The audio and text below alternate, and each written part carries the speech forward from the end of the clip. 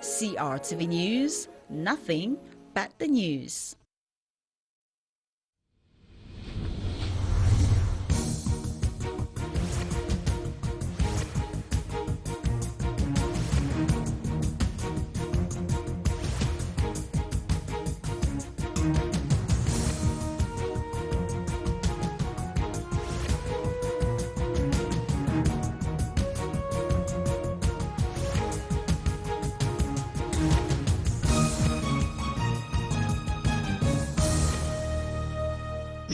CRTV News, ici, toute l'info.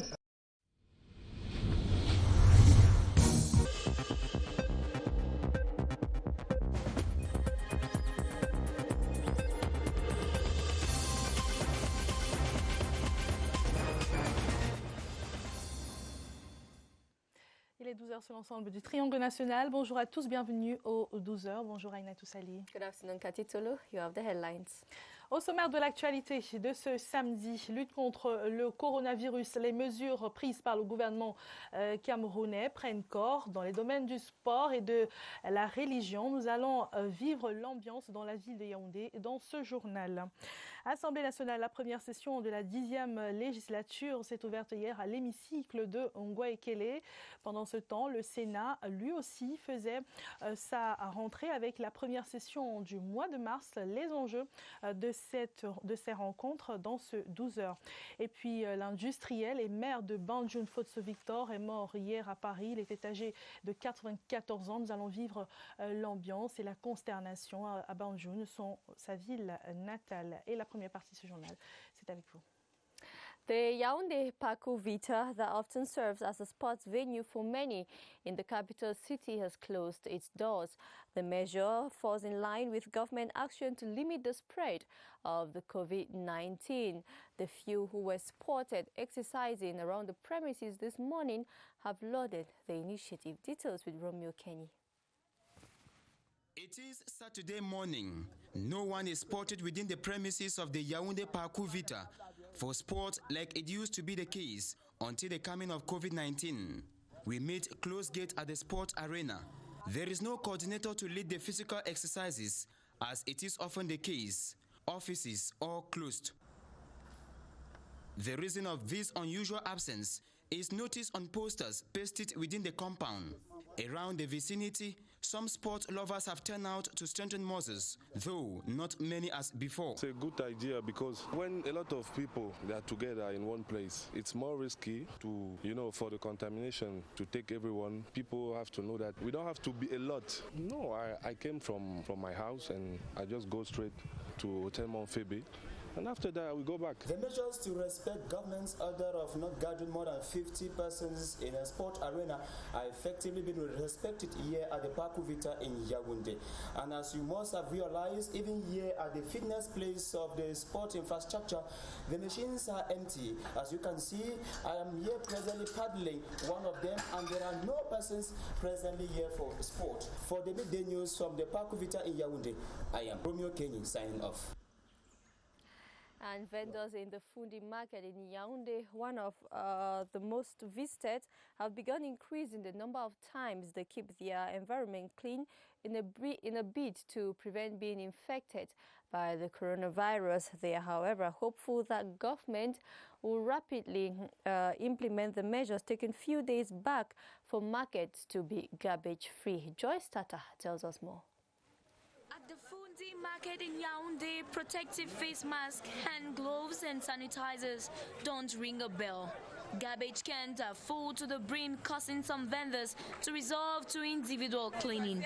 These are the few who are taking the call by WHO and medical experts in the nation for everyone to observe proper hygiene seriously. We have a hygiene team here in the market in charge of cleaning from 9 a.m. to 10 a.m. And we also respect this time. At that moment, we displace our goods and they ship thoroughly because Izakam isn't too frequent here. Customers on their part are disgruntled seeing the market in such unhygienic conditions, calling for a change. You can see for yourself, there is dirt everywhere. We need hygienic measures to be implemented and officials need to go on the field to ensure it is respected. Cameroonians have to believe that the coronavirus is a reality and obey government's decision for everyone's safety. The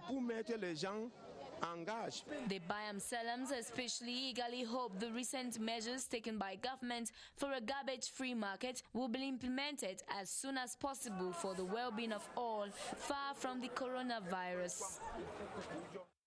And the Muslim community in the Far North region has pledged to respect government response strategy to prevent the spread of the COVID-19. During the Friday prayers, the faithful prayed for an end to the pandemic. Our North Regional correspondent Ayub John Ashu tells us more.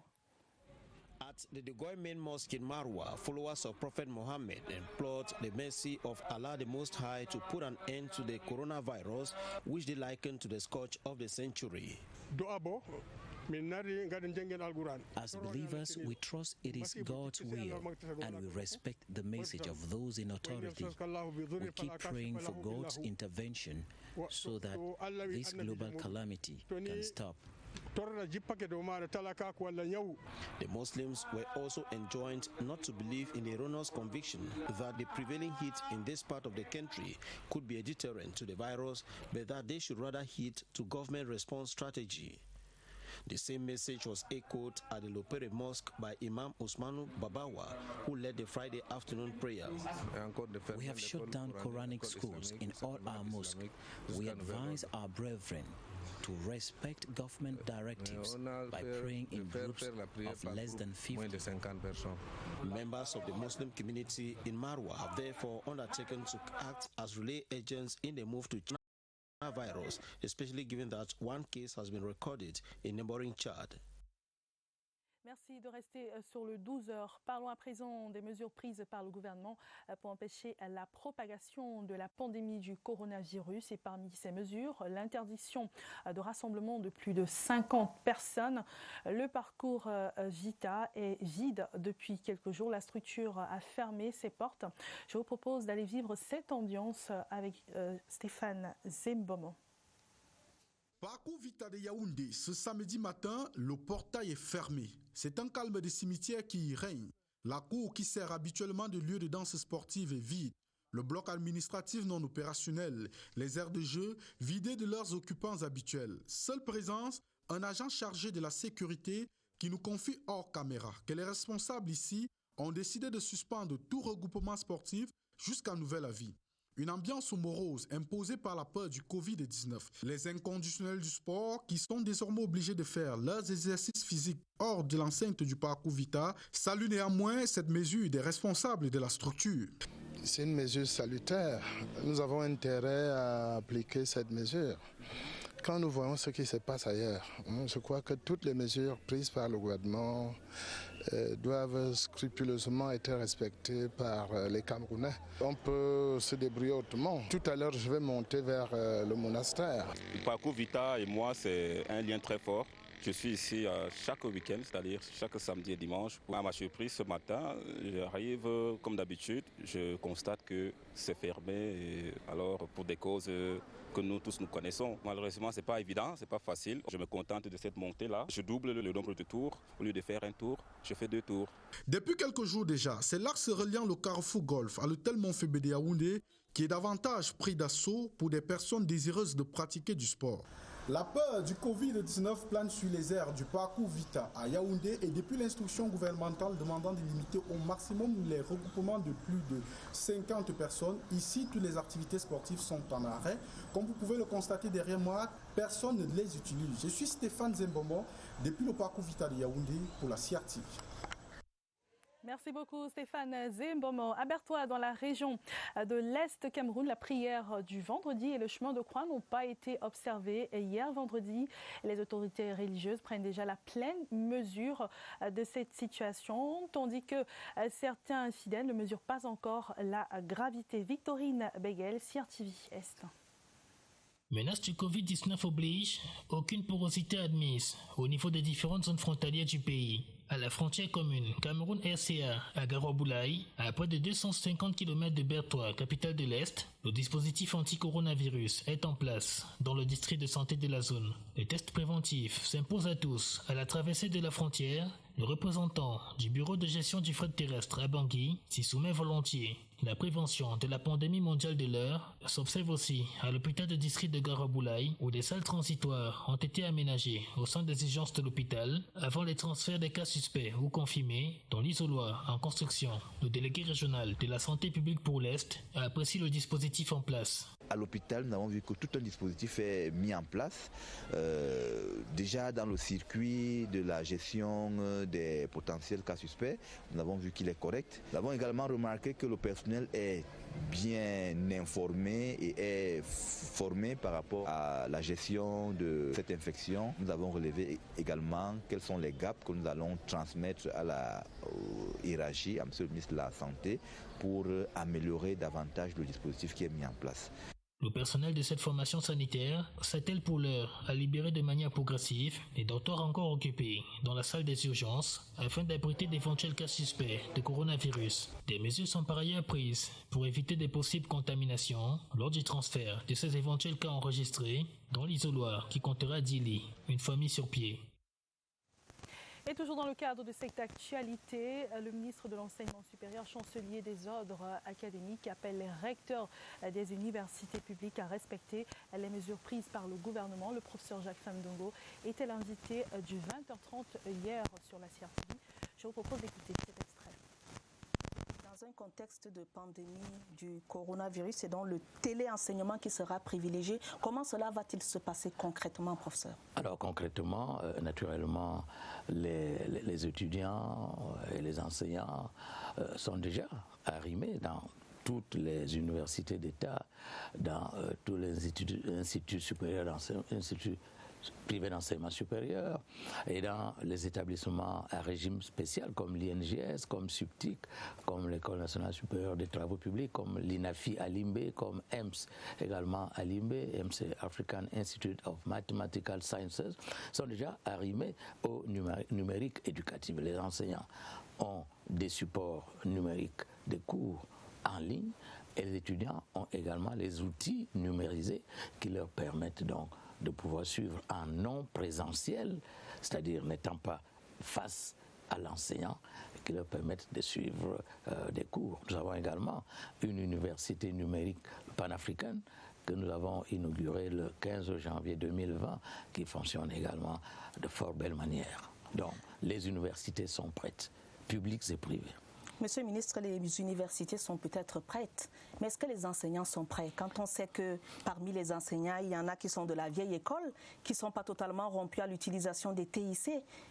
Oui. Est-ce que des dispositions ont été prises pour former les enseignants, tous les enseignants? Les dispositions sont prises. Pourquoi? Parce que cela fait belle lurette que le chef de l'État nous demande de nous arrimer au numérique éducatif. Vous savez d'ailleurs que le fameux don des 500 000 ordinateurs dont offert par le chef de l'État aux étudiants camerounais s'est accompagné de la construction par la partie chinoise de 10 centres de développement du numérique universitaire dans les 8 universités d'État, à l'université inter-État Congo Cameroun à Saint-Melima, mais aussi au niveau du ministère de l'Enseignement supérieur qui doit piloter le réseau interuniversitaire numérique. Donc, ça fait depuis au moins 4 ou 5 ans que les universités sont adaptées. Vous savez que les préinscriptions se font désormais en ligne. Les prescriptions se font désormais en ligne et la plupart des cours se font également en ligne. Bien sûr, il y a quelques enseignants qui traînent un peu les pieds, qui sentent encore de la vieille école, mais globalement, la tendance est à la numérisation des enseignements. Et je crois qu'on dit souvent à quelque chose, malheur est bon, cette pandémie du Covid-19 va certainement accélérer le basculement total de l'enseignement supérieur, donc des universités publiques et privées, nationales et internationales, dans le système totalement numérique. Voilà le défi que nous devons relever parce que, je l'ai dit, nous devons éviter une année blanche. Je n'ai pas procédé Le téléenseignement, cela suppose une combinaison de facteurs. Cela suppose au moins que 3 choses soient réunies, c'est-à-dire l'enseignant qui dispense le cours, l'apprenant qui reçoit les cours et puis le canal par lequel ces informations doivent passer. La connexion Internet est balbutiante. Elle a ses caprices, elle a ses limites. Quelles sont les dispositions qui ont été prises pour que cette connexion-là permette efficacement de transmettre le savoir? Oui, comme je vous l'ai dit, dans toutes les universités d'État et dans les instituts privés d'enseignement supérieur, ainsi que dans les autres établissements, des dispositions ont effectivement été prises pour que les 3 prérequis que vous venez d'énumérer soient validés. Et ils le sont effectivement. Et ils le seront davantage avec la mise en service imminente des 10 centres de développement du numérique éducatif qui sont déjà construits, qui sont visibles ici à Yaoundé 1, Yaoundé 2, à Tchangaoundéré, Bamenda, Boya, Samelima, Maroa, je n'ai pas oublié une université Douala. Donc ces centres de développement sont prêts. C'est un défi, un challenge que nous devons absolument relever et nous le relèverons. Le Cameroun s'arrime ainsi au monde, au fonctionnement du monde en général. Oui, le Cameroun était déjà arrimé, parce que ce n'est pas aujourd'hui, n'est-ce pas, que je l'ai dit, que nous arrimons. Mais disons, cette fois-ci, il y a une accélération, une optimisation, un renforcement, une consolidation. And you are watching the Midday News on the CRTV. The first ordinary session of the 2020 legislative year has begun at the National Assembly with the eldest member of the House, Honorable Laurentine Koa Fegembede, enjoining the lawmakers to legislate and control government action in favor of the people. During the sitting attended by members of government, she recalled the need to remain tolerant vis-à-vis divergent political views and respect their status of immunity. Esther Kimatabo tells us. The March session of the 2020 legislative year opens in the wake of the coronavirus scare, which asks everyone obliged to respect the recommended hygienic rules. Committed to check the spread of the pandemic and to guarantee the well-being of Cameroonians, the lawmakers expected to vote both government and private members' bills remain keen to the counsel of the eldest member of the House. Before the government's bench led by Prime Minister Joseph John Goutey and a host of other high-ranking personalities, Honorable Laurentine Koa Fegembede expounded on the missions of the legislators. In conformity with Section 16 of the Constitution of Cameroon and Section 15.4 of the Standing Orders of the National Assembly, which stipulate that the first ordinary session of the year will witness the election of the Permanent Bureau, she exhorted the people's representatives to be ready for the exercise. Expected to contribute positively to the ensuing deliberations on bills tabled, they were enjoined to be in deference to the political outlook of others, to shun boycotts in debates, and not to misconstrue their immunity for impunity. I would like to note that discipline is the cornerstone of the foregoing, the key to your success. I ardently wish us every success in this first year of our 5-year mandate. And so, for the next 30 days, legislation and control of government action will be effected at the National Assembly. We now take you over to the Northwest region, where the pioneer city mayor of Bamenda, Paul Achobong, has taken the oath of service with a commitment to carry out his functions in the highest respect of the law. The city mayor was installed into his functions by the senior divisional officer for MESM. Details with Julius Neba.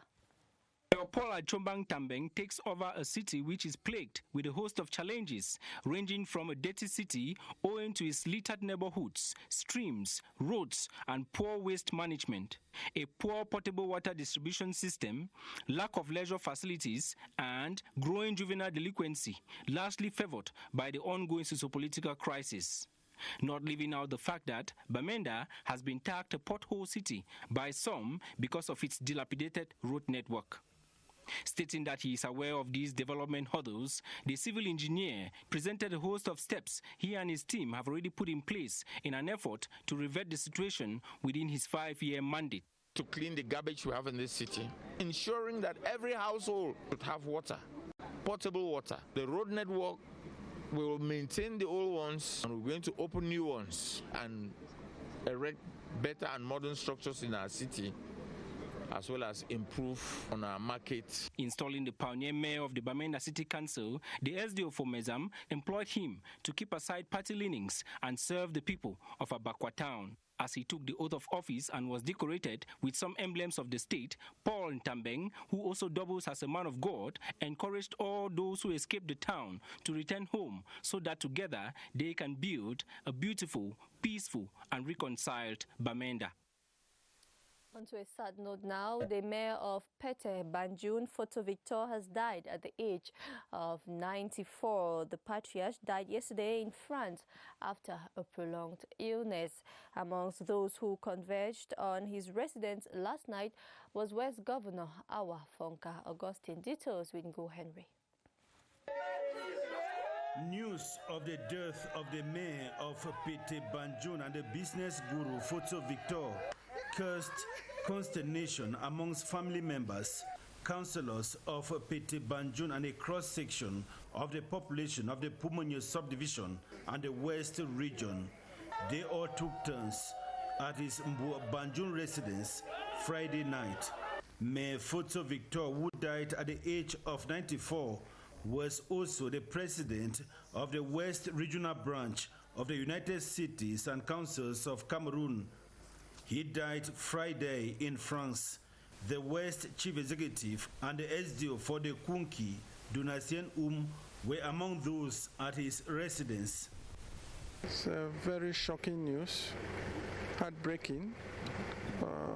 This is a father, a patriarch that has given a lot for this nation, as well as has contributed a lot to the development of this region, this country, as well as his family. We are here to present our condolences to the family and to accompany the SDO and his team in what they are doing to ensure that all goes well this very sad night. The official burial program is still to be made noon. La nouvelle est tombée hier comme un coup près et a d'ailleurs surpris tout le monde. L'industriel et maire de la commune de Pete Banjun, Victor Fotso, a tiré sa révérence hier à Paris. Il était âgé de 94 ans. Allons vivre l'ambiance à Banjun, dans sa ville natale, avec Jean de Dieu Coignet.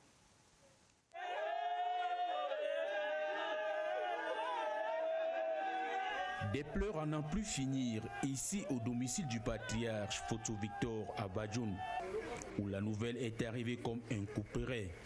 On le savait malade certes, mais les populations de Banjun attendaient encore beaucoup de Fonyamgong. Victor Foto, lui qui venait d'être reconduit à la tête de la commune de Pete Banjun au terme du scrutin municipal de février dernier. D'où cette présence massive des populations et en pleurs à sa résidence. Le gouverneur de la région de l'Ouest n'a pas hésité pour venir apporter du réconfort à la famille et la population éplorée. Cette nouvelle est très triste et choquante. Nous sommes là ce soir, cette nuit, pour présenter nos condoléances à la famille. Foto Victor, homme politique, industriel, était un bâtisseur infatigable, tant pour sa commune Banjun que pour le Cameroun. Il quitte la terre à l'âge de 94 ans. Alors, à présent d'économie dans ce 12 heures, des fonds pour soutenir les projets de développement, 320 milliards de francs CFA, c'est le montant que le chef de l'État demande au ministère des Finances d'émettre conformément aux dispositions de la loi des finances. Le contenu de ce décret dans ce reportage de Lucrèce Medoudjemba. Conformément à la loi du 24 décembre dernier portant loi des finances pour l'exercice 2020, Le président de la République vient donc d'habiliter le ministre des Finances à émettre des titres publics d'un montant de 320 milliards de francs CFA. Ces fonds seront levés sur le marché monétaire de la Banque centrale et devraient permettre de financer les projets de développement inscrits dans la loi de finances de cette année. Ainsi, dans les prochains jours, un calendrier des émissions au titre du second trimestre sera rendu public par le ministre des Finances. Également attendu de la même source, les caractéristiques des titres à émettre, leur taux de rémunération, leur date d'adjudication, les garanties qui les entourent, mais surtout la liste des projets pour lesquels ces ressources seront mobilisées. La qualité de la signature de l'État du Cameroun permet d'être optimiste quant au succès de cette opération. Rappelons qu'en 2019, le chef de l'État avait habilité le ministre des Finances à émettre des obligations de trésor pour un montant maximal de 260 milliards de francs CFA. Le ministre des Finances en a mobilisé 242 sur le marché monétaire de la Banque centrale. Rendons-nous à présent dans la région de la Damawa où la question des ambulances préoccupe les aires de santé de cette partie du pays. Des moto-ambulances ont été remises aux autorités sanitaires pour accompagner les femmes enceintes et les enfants de 0 à 5 ans.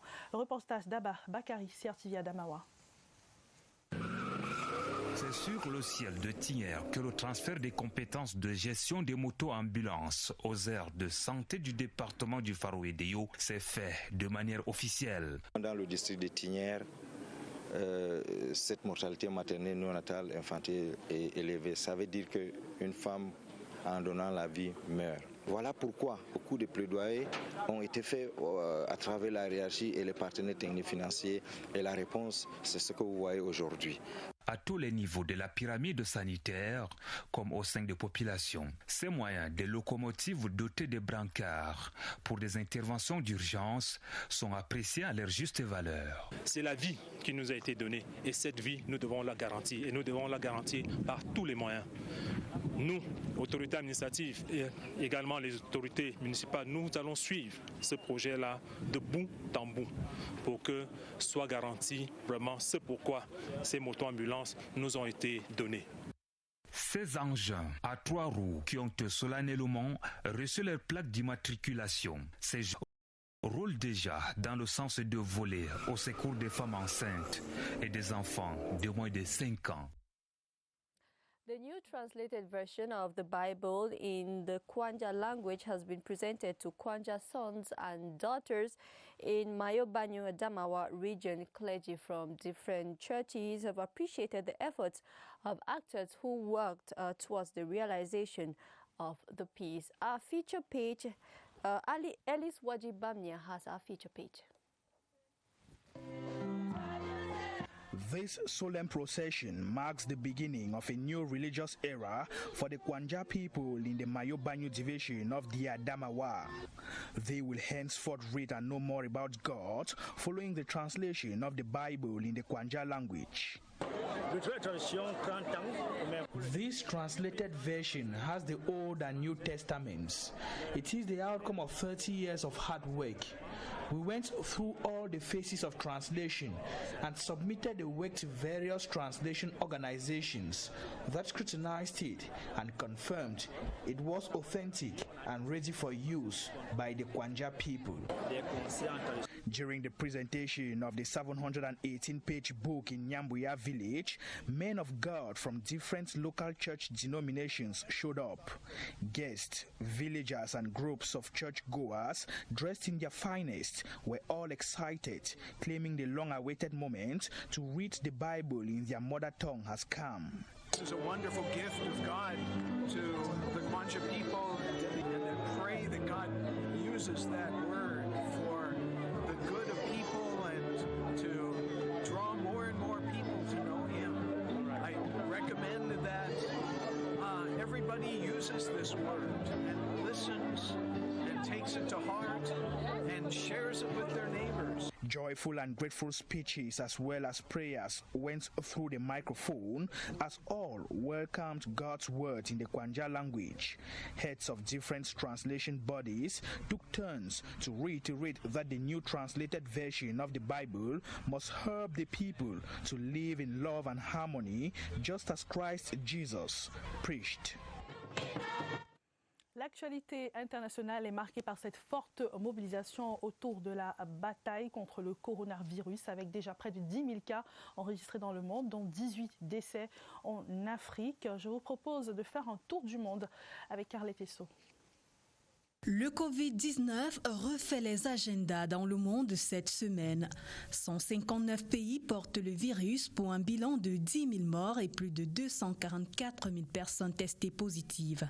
Si la situation semble s'améliorer en Chine, l'Europe est très touchée par la maladie. L'Italie s'enfonce avec désormais le plus grand nombre de morts dans le monde. L'OMS a appelé l'Afrique à se réveiller et à se préparer au pire, même si le continent reste encore peu touché par le Covid-19. 32 pays sur 54 sont touchés. Des mesures restrictives ont été prises dans plusieurs pays pour limiter la propagation de la pandémie. Réglementation des sorties, confinement, couvre-feu et fermeture de lieux de prière, d'écoles et de lieux de loisirs. Parlons loisirs, plus aucune mélodie ne fera danser le roi du soukous, Orlus Mabélé. L'icône congolaise de la danse et des sapeurs a été emportée par le Covid-19 ce jeudi à Paris à l'âge de 67 ans. Cette semaine aussi dans le monde, les djihadistes au Mali ont refait surface avec une attaque meurtrière contre les forces armées du pays qui a causé la mort d'une trentaine de militaires à Tarkine dans la région de Gao. Fin de ce 12h, mesdames et messieurs, merci de nous avoir suivis. Restez des nôtres sur la CRTV. Raina Toussali, on se retrouve demain. See you tomorrow, Katitolo.